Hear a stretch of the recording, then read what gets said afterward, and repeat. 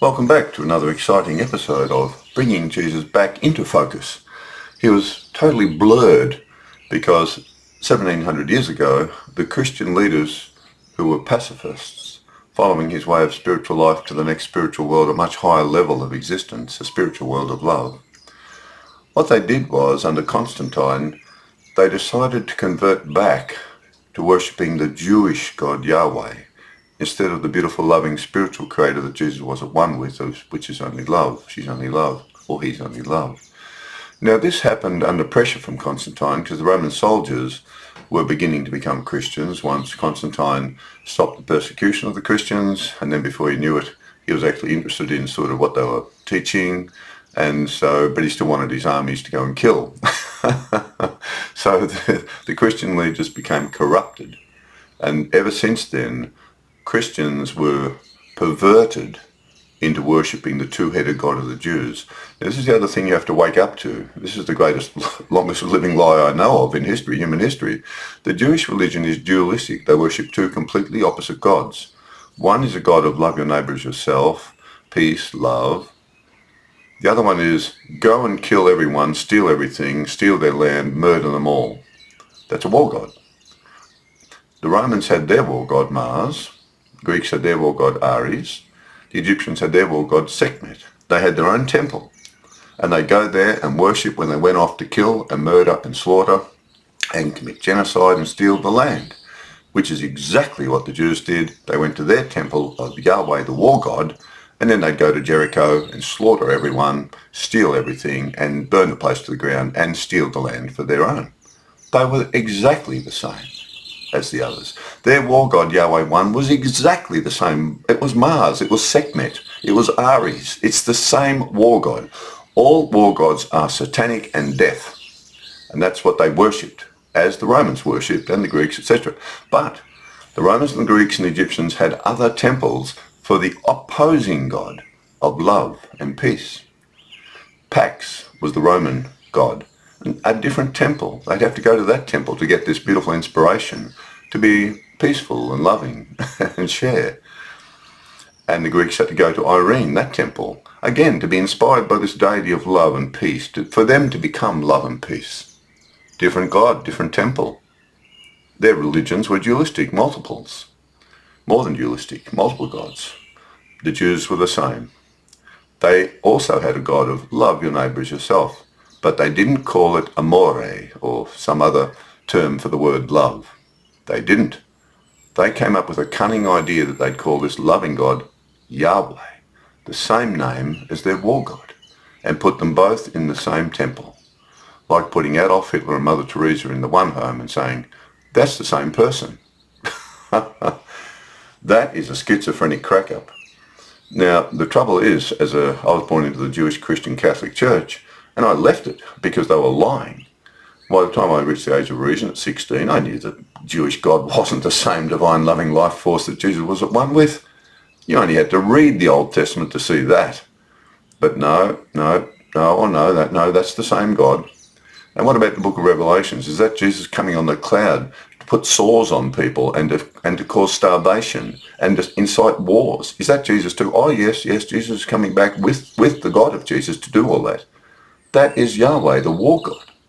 So I left the church, but I took Jesus with me. That's the thing, you see. I'm different. I was never influenced by the Jewish religion. I didn't care about that or the book of Revelations. I just loved his words. And even as a little child in church, I remember when they'd read the Old Testament, I said, why are they reading the Jewish religion to us? I'd just be a little kid. But even I knew then, intuitively, spiritually, why are they reading that? That's not our religion. Because I'd already keyed into Jesus' message of love and non-violence. It came straight in like an arrow into my heart and soul, and it's stayed there ever since. It's never left me. I may have left him from time to time. He's never left me. And those words of his have never left me. That's why I'm writing these books. I can do it because I don't belong to any Jewish Christian organisation, and I never will.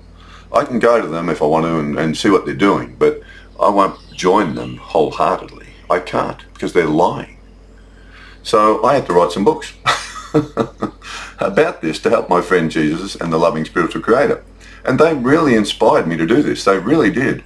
Once I went and visited all these churches these last 5 years, I've got this neurotoxic fungal infection that could kill me every day now.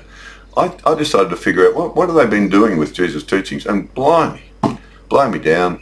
A lot of the denominations I went to were just synagogues. All they talked about was the Jewish Old Testament religion and the book of Revelations, etc., etc. And I just thought, blimey, okay, well listen, I'm going into bat for you, Jesus, and the loving spiritual creator. I'm just a gardener, but I'll do my best. So I rewrote the Gospels based on the Greek interlinear, and you'll find the translations are in fact very similar to what you'll read in any Jewish Christian Gospels. But you'll also see that I changed terminology from God the Father, for example, to loving spiritual creator. You've got to cut ties with the Jewish religion. The Bible should never contain two different religions in it. That is wrong.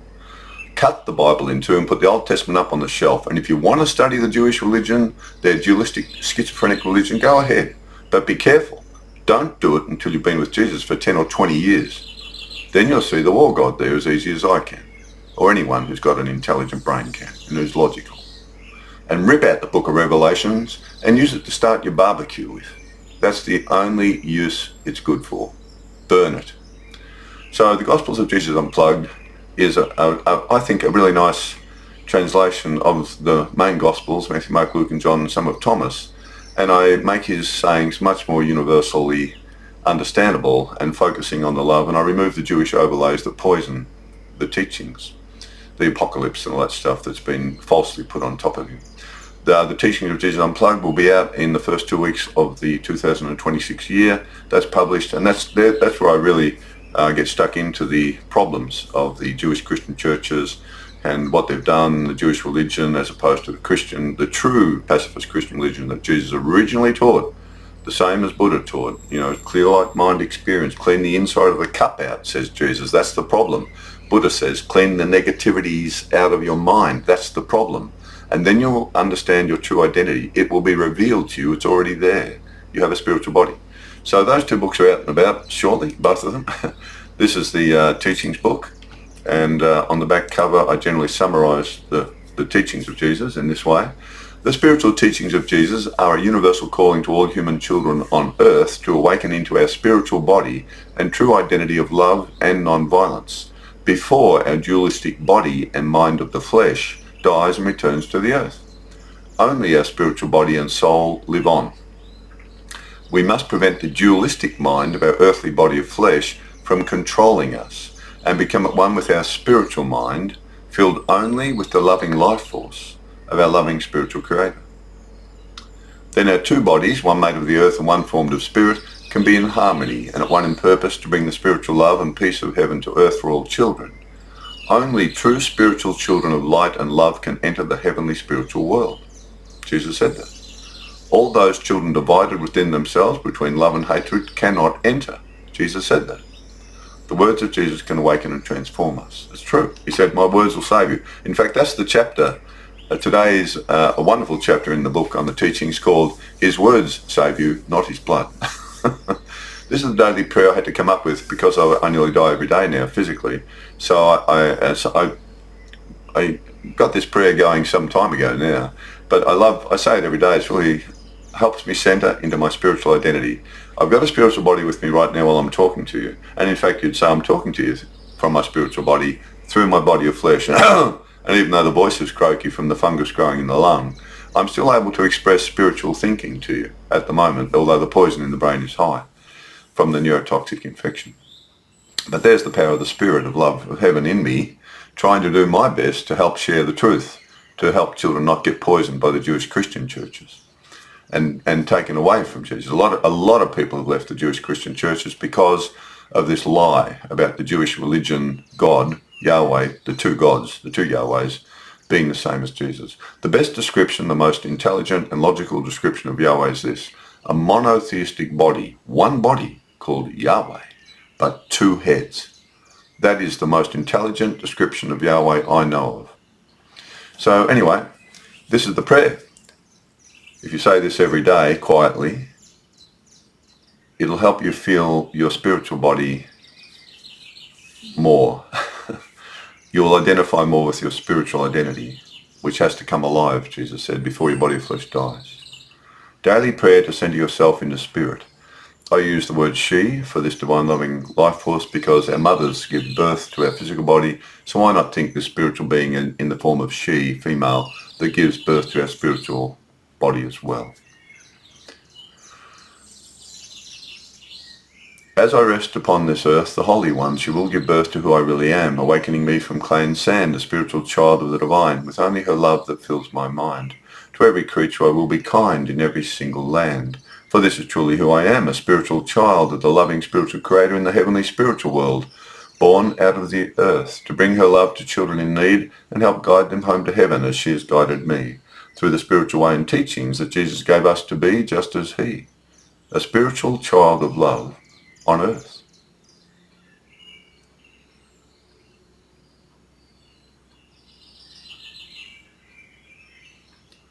The logo that I use, the Spirit Earth logo with the cross and the dove, represents not only Jesus' two bodies, but yours and mine, in one circle. Two bodies in one. His body of flesh on the cross died and it rotted and went back to the earth because he said all bodies do that. Feed them to the vultures. There's nothing in them. His was the same. But he left in a spiritual body, that's the dove. And he said, you've got one too to leave in as well, but make sure it's clean and make sure it's ready. That's the whole point of his teachings. So now we'll move on to this really good chapter, which I really love this chapter.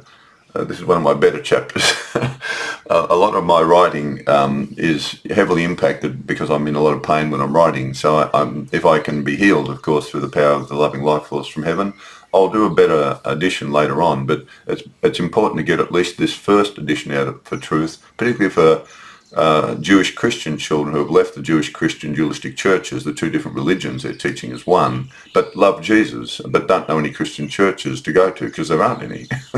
They're all Jewish and Christian. So this will help those children in particular, and anyone who's interested in Jesus. This will give you a better understanding of what he was really teaching, which parallels Buddha's teachings in many ways. Chapter 21, his words will save you, not his blood. Throughout the five Gospels, Jesus clearly indicates what it is that will save you from suffering, awaken you into your spiritual body and life, and bring you into the eternal heavenly spiritual world after the death of your body of flesh. It is his words, not his blood, as some Judeo-Christians teach.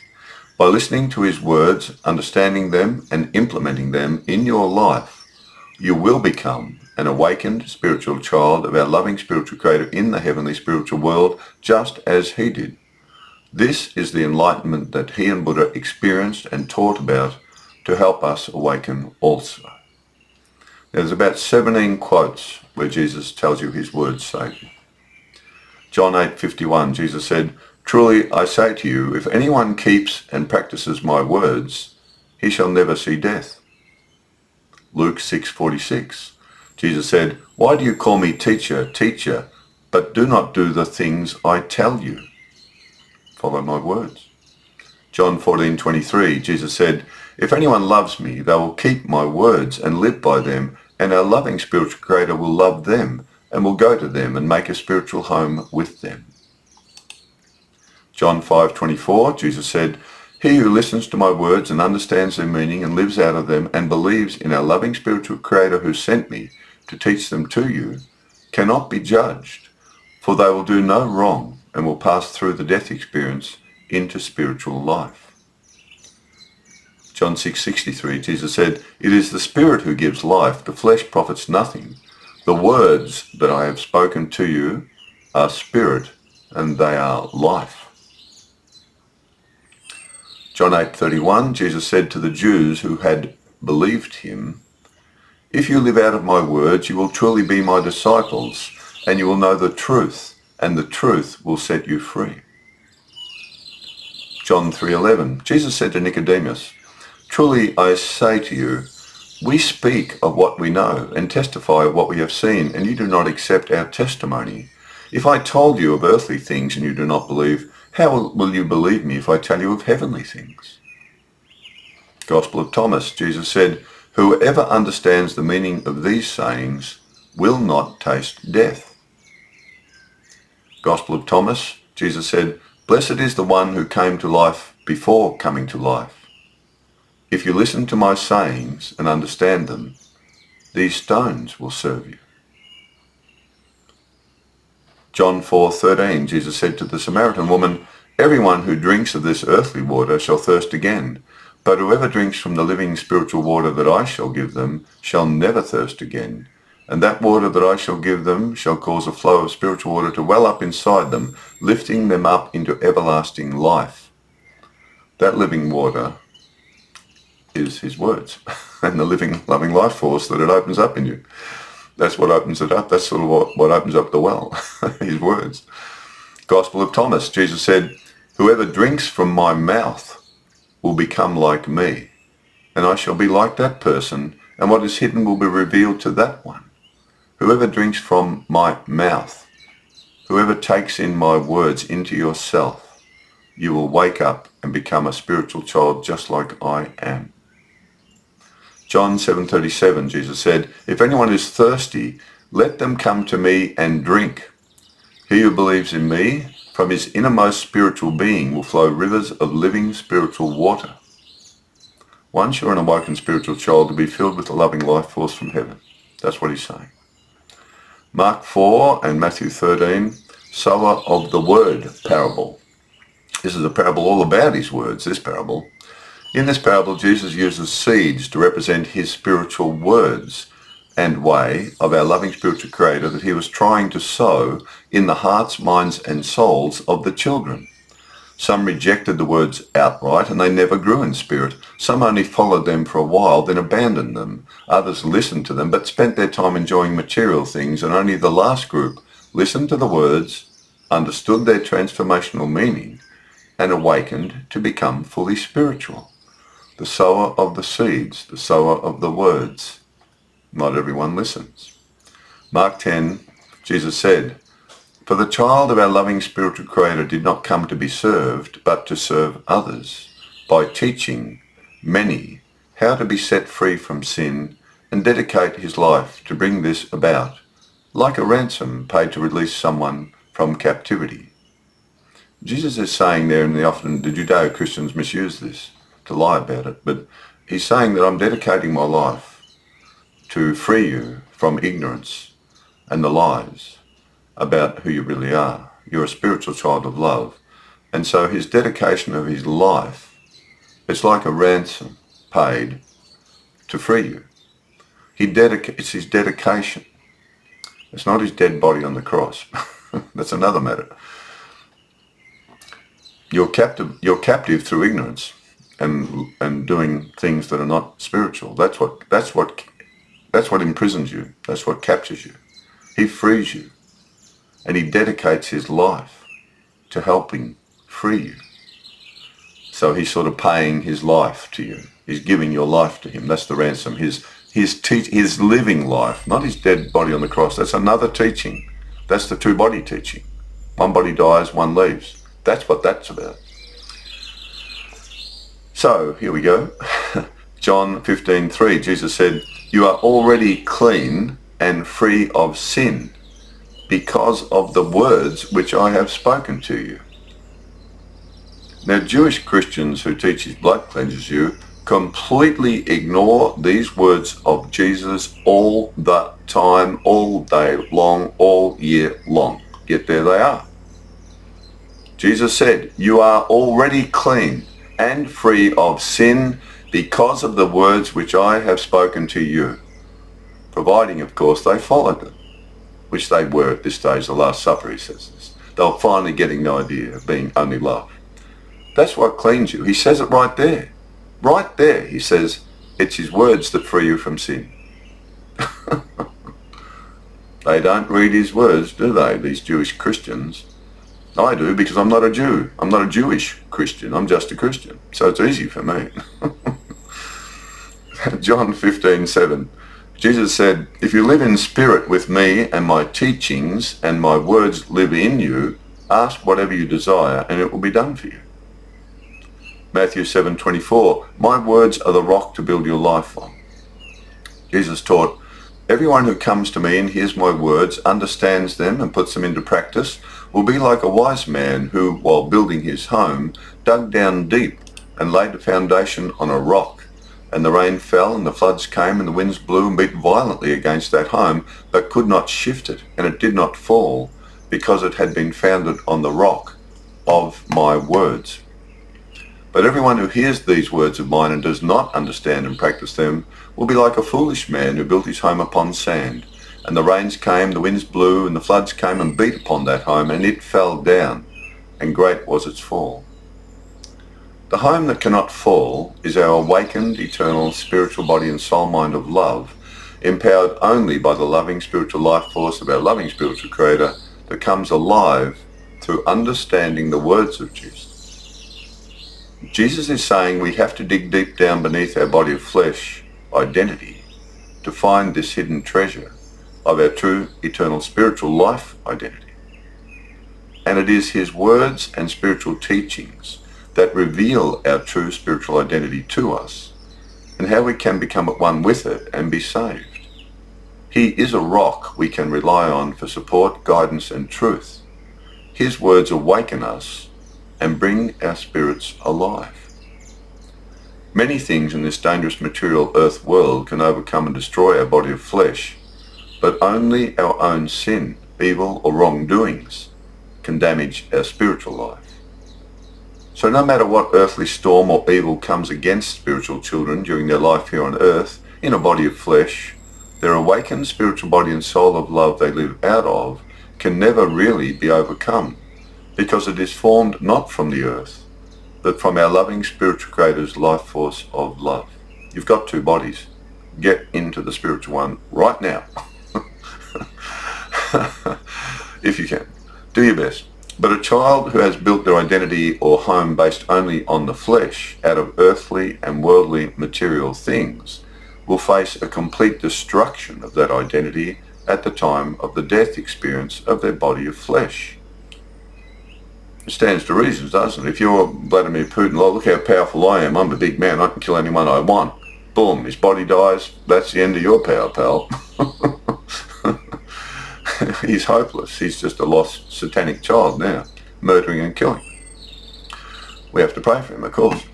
And a life based only on sensual pleasures and material things can easily lead to dangerous developments that can harm your body and soul, as with Vladimir and Netanyahu and all the murderers, all of Hamas, all Satan's armies in the world killing other children. Flesh only gives birth to flesh. While those children who have established a solid spiritual life and body based on the rock of his words will not be destroyed at the time of their death experience, but be reborn as a full spiritual child of our loving spiritual Creator in the heavenly spiritual world, because spirit only gives birth to spirit. We have just read 17 independent sayings of Jesus that clearly state it is his words and teachings that save your spiritual life, if you just listen, understand their meaning, live out of them, and are transformed by them. It is his words and teachings that awaken you to who you really are, a spiritual child of our loving spiritual Creator in the heavenly spiritual world of love on earth, just like him. Without them, you would not know how to behave as a spiritual child of our loving spiritual Creator, so could not become her spiritual child. His words and teachings describe all the characteristics such as forgiveness, non-violence, compassion, generosity, equanimity and love that must be present in us to bring our spirit alive as our primary eternal spiritual identity that we need to become at one with to be able to enter the heavenly spiritual world. If Jesus just died on the cross and shed his blood but said nothing, we would have no way of knowing how to get to the heavenly spiritual world or who we really are as spiritual children of love. That's a different matter. That was about the two bodies. He was showing the disciples we've got two bodies, and they separated, and they really did. Why did he shed his blood? The first and primary reason Jesus allowed his temporary body of flesh to be killed and shed his blood was to show us that we all have a spiritual body and life after the death of the body of flesh. He had to shed his blood in this way to set his spiritual body free from his body of flesh. He couldn't commit suicide, and he didn't want to wait until old age or sickness ended his physical life. He knew the Jews were trying to stone him to death for blasphemy any chance they could get, and it would get harder to avoid it the longer, the more he spoke the truth about the false two-headed God of the Jews. Eventually they'd kill him for blasphemy. The more truth he spoke, the more dangerous it became. He was running out of time, he knew that. He may have felt the threat was urgent enough and the time was right to reveal the actual reality of what he had been trying to teach the disciples all along. That we all have two very different bodies with us right now, but only one lives on to reap as it has sown, and it is only spiritual. The body of flesh dies, returning to the earth, and is nothing more than food for the vultures, as Jesus said himself. Stop teaching that it rises from the dead, Jewish Christians. Stop lying about that, please, and read his words. That is why his teachings concentrate on us becoming at one with love, as our loving spiritual creator is perfect love. And so if we really want to be her spiritual children and enter the heavenly spiritual world, we must also become perfect love. It's fairly logical, isn't it? To achieve this in a dangerous dualistic world of love and hate, we need a spiritual guide like Jesus or Buddha to show us the way. These teachers, Jesus and Buddha, are really tremendous. I mean, they're beautiful. And we should follow them and listen to them. That's pretty important, particularly in this world. Blimey, look at the political leaders we've got. Putin, Netanyahu, Trump. Oh, blimey. What hope have we got following those dark shadows? We only need the loving spiritual life force of our spiritual creator to empower our spiritual bodies, not potatoes and beans, water and gases, which belong to the material world. And that is why he let his body of flesh die on the cross, so he could appear to the disciples briefly in his spiritual body, not his body of flesh, so they could literally see what he was talking about and then teach others this spiritual truth about our two different bodies. This is what he meant when he said at the Last Supper, "Take this bread, this is my body of flesh given up for you. Take this cup and drink, for this is my blood of the new covenant, which will be poured out for many. Do this in memory of me." Jesus is literally telling them he is about to let the Jews kill his body of flesh to show them something. In spilling his blood by the death of his body of flesh, it will set his spiritual body free.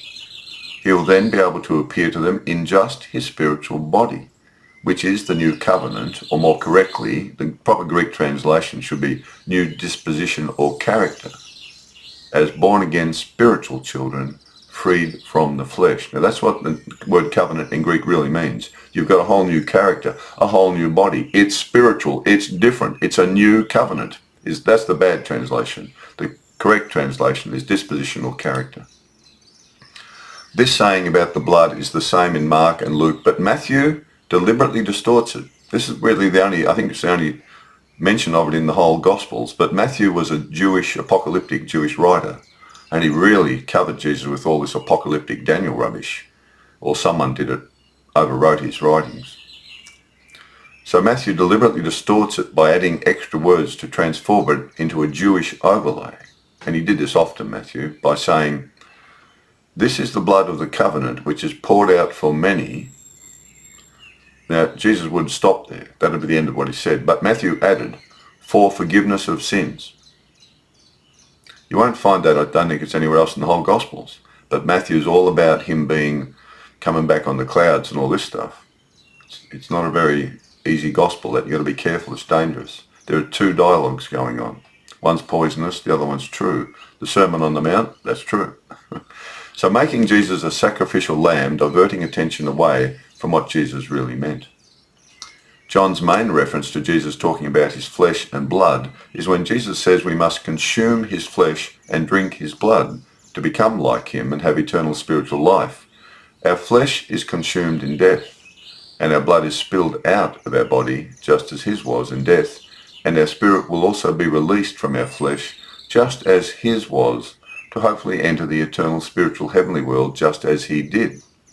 Another general meaning of eating his flesh and drinking his blood is that we must become just like him as spiritual children of heaven on earth, now by consuming his words that come forth from his body of flesh and blood. That's what he's saying. I'm using my whole physical life, body and flesh and blood, and speaking these words to you out of my physical body, so you can wake up to your spiritual body that will leave your body of flesh, like mine will, when you die. And if you move into your spiritual identity, you'll stop hurting everyone. You'll be safe. You can enter the spiritual world of love. I hope to get there. I hope you do too. But you've got to commit now. You've got to be different in this world. You won't be liked. I'm a pacifist in Australia. Well, if a war came here, I said, well, I'm not going to kill the enemy. I might be imprisoned, just like the draft dodgers in the Vietnam War. They were thrown into prison. They didn't want to go and kill people. Well, your own government throws you into prison. That's, of course, a clear sign that children were waking up in the late 60s and 70s to a better spiritual understanding. Anyway. So this fits in with other similar sayings of Jesus about having to drink from his mouth to become like him. He is using different ways to explain we must take into ourselves what he is saying and wake up to our spiritual life and become just like him. The New Covenant is a bad translation of the Greek and should be written in all Gospels as the new disposition. The definition of the word disposition means the natural qualities of the person's character. What's your disposition? So, he is pouring out his blood from his body of flesh to reveal a new spiritual identity and life with new characteristics, and clearly states this is why he is sacrificing his body of flesh for them. The new identity is different to the one they were familiar with in the body of the dualistic flesh. They were used to their old identity of love your neighbour but hate your enemy. Jesus tells them about the new identity characteristics of love for all, even the enemy, compassion, forgiveness, non-violence, equanimity, and other spiritual qualities. These are the natural characteristics of a living spiritual child of our loving spiritual Creator with a born-again spiritual body and soul mind of love. That is the new covenant. Your spiritual body waking up and you move into it and you leave your body of flesh at death, but you're in it because you were already in it before the body died of the flesh. You were already loving, non-violent pacifist. That's what he's saying. Flesh only gives birth to flesh. Spirit only gives birth to spirit. So he could only reveal the two different bodies to them if they witnessed the one that died, the body of flesh, and then soon after saw the one released from the body of flesh that lived on, the spiritual body. That is why he could shed his body of flesh and his blood, because he knew he had another spiritual body that lives on. It was with him. It was alive, filled with the loving life force, spiritual. He was indeed extremely courageous and totally selfless to do this for all of us, to help guide us out of this dualistic material world of love and hate, pleasure and pain, life and death, to enter the eternal heavenly spiritual world of love in our spiritual body of love. His last teaching was this extraordinary manifestation and culmination of all of his words to reveal the ultimate truth about our life on earth and its purpose and how to become just like him and follow him to heaven. As he said, if you understand my words, the truth will set you free. You'll be free of a life of body and blood and bones and death and toothaches and all the evil things going on in the world and pain and suffering. You'll be free of it because you will have moved into your spiritual body, and it's brought alive by practicing the way of the spiritual truth of love and non-violence, and that's what empowers your spiritual body and opens it up to connect to heaven. And then the loving life force from heaven, which is already in your spiritual body, if you haven't got it, you haven't got life in your spiritual body. So it's already in you, but you mustn't let it run out by being a warmonger and murdering and killing. It all drains out. Those children are devoid of spiritual life force at the moment, covered in darkness. We must not do that. We must not cover ourselves in any evil wrongdoings. That'll block the flow of loving life force from heaven in our spiritual body, which keeps us healthy and strong, so that when our body of flesh dies, we separate out from it in our spiritual body that we've already committed to be peace and love. And where do we go? To a world of peace and love. Is it just as real as this world? Yes, it is. Have I seen it? No. But it's there? Yes. Okay. That's where the spiritual faith comes in. But it's also logical and intelligent. You've got to remember that. Spirituality has to be intelligent and logical. Spiritual teachings, the spiritual belief. If it's contradictory and all gobbledygook, don't follow it. So the Jewish overlays. John 15:3. So a lot of Jewish overlays have been put on top of Jesus. And that's what my job is to clear them away, so you can see him more clearly, more beautifully, and the loving spiritual Creator in heaven more beautifully, and the way to heaven. That's my job. That's my task. I'm just a gardener, but I'll do what I can. I'm used to removing weeds from gardens. And all this Jewish stuff are weeds. I pull them out and throw them in the compost. John 15:3, Jesus said, "You are already clean and free of sin because of the words which I have spoken to you." Jesus clearly states it is his words that clean us of sin, not his blood. The original authors of the Gospels were heavily focused on trying to bring the Jewish children out from worshipping the Jewish two-headed God of love and war to follow the one true loving spiritual creator that Jesus was at one with as her child. So they used Jewish overlays to describe Jesus in a way that would resonate with Jews seeing him through a Jewish lens, in the hope they would follow him and his new spiritual way of love and see him as the promised Jewish Messiah. The strong emphasis by many Judeo-Christians still do this today, that only his blood on the cross washes our sins away. I'll have to correct that typo. And that comes from the regular Jewish sacrifices of animals made at the two-headed God temple to wash their sins away. So that comes from that Jewish tradition. I'll just read that again, guys. The typo got in the row. It would still be fair to call him a Messiah. Oh, where are we? Sorry. I've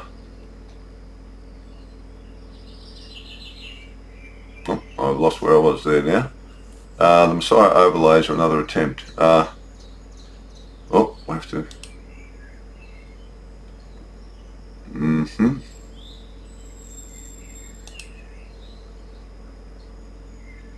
Oh, here we are. Sorry about that. The strong emphasis by many Judeo-Christians still to this day. Oh, it makes sense. Sorry, I'm in a lot of pain when I'm doing this, so please, I apologise. There's strong emphasis by many Judeo-Christians still to this day that only his blood on the cross washes our sins away. Whoop, wrong button. Comes from the regular Jewish sacrifices of animals made at the two-headed God temple to wash their sins away. And in the Old Jewish Testament book of Numbers 1-9 is the ritual of killing and sacrificing an unblemished red heifer in which no defect can be found. After killing it, they burn it and gather the ashes and place them in a clean place, and they use the ashes to purify themselves of all sin. See, sacrificing a perfect animal. Jesus was perfect. He's on the cross. The cleanses of our sins. It's a Jewish overlay. This is overlaid directly onto Jesus by Judeo-Christians who say he was perfect, unblemished, and free of sin, and the death of his body sacrificed on the cross purifies them of sin, in the same way the red heifer purified the Jews of sin. This is a Jewish belief, not Christian, and not what Jesus himself said. 17 quotes of Jesus saying, "It's my words that are going to save you, you better listen to them." Instead, he spoke many times about his words are what save you from sin and a spiritual death by sin if you listen, understand them and practice them. If we do commit wrongdoings or evil, we must feel the remorse and regret for doing so first, and then come to our loving Creator and apologize to her and ask her to forgive us and not do it again. And we may also have to apologize to anyone we hurt. And she always does forgive us if we are sincere and truthful. And our sins are only forgiven by our loving Creator if we forgive others their sins against us anyway, which we find in the teachings of Jesus, not his blood. We must take responsibility for our own actions, and Jesus will support us by washing ourselves clean with his living waters of true life that are his words and spiritual way of love, forgiveness and non-violence. He'll help wash you clean with his words, but you have to get the bucket and the sponge and do it. He'll give it to you, but you've got to clean yourself. He's not going to do that for you. You made yourself dirty. Here he goes. Here's the bucket and the sponge. Now wash yourself clean and don't do that anymore. And this is exactly what Jesus himself taught in the prodigal son parable and with the woman caught in adultery. The prodigal son regrets and feels remorseful for his wrongdoing. There's the first stage. Asks his father to forgive him. There's the second stage, which he does, and welcomes him back home in joyous celebration where he stays and sins no more. There's the 3 simple steps that Jesus said you must do to be clean of sin. His blood won't help you do that. You've got to go through these 3 steps. The woman caught in adultery was sorry for her wrongdoing. There's the first step. Jesus says he forgives her. There's the second step, and tells her to go on her way but sin no more. There's the third step. The words and spiritual instructions that Jesus teaches us can cleanse us of all wrongdoings and save us if we follow and practice them, not his blood. That's a different matter. And in Egypt the Jews were told to spread the blood of a sacrificial lamb over their doors so death will not come upon them. The term the Lamb of God comes straight out of these sacrificial offerings that go back to Abraham. Jesus was a shepherd, not a lamb. However, the symbolism of calling Jesus by this name would not be lost on the Jews, although it would be meaningless to others. See, his message is universal, so it's no good when it gets distorted into an exclusive thing, It's got to be inclusive. His blood on the cross of his dead body of flesh does help save us from death by revealing we have another more beautiful spiritual body to join with before our flesh dies. I mean, that's the whole thing about his death on the cross. He's showing you've got another body. Get into it. Hurry up. Time's ticking. You've only got so many heartbeats left. Hurry up.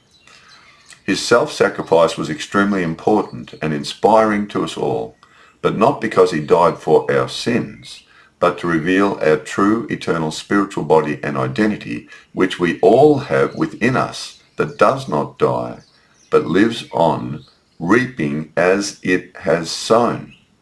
That's really important, that last part. Really important. It's true. Jesus himself seems to have deliberately chosen the Passover feast timing for his death to reinforce the sacrificial lamb idea in the hope it would influence the Jews to follow him. This would have made it easier for the gospel writers to weave that Jewish theme in, to see Jesus through a Jewish lens and make him more acceptable to the Jews. The Messiah overlays are another attempt by the gospel authors to legitimize Jesus more to the Jews. They searched through the old Jewish testaments to find any pertinent references about the Messiah they could use to match the life of Jesus and say they are all prophecies about him.